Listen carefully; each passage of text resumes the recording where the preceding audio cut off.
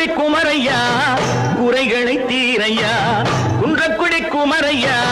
குறைகளை தீரையா வளமும் பொருள் நலமும் வளரும் அருள் இறையும் வளமும் பொருள் நலமும் வளரும் அருள் இறையும் சண்முகனா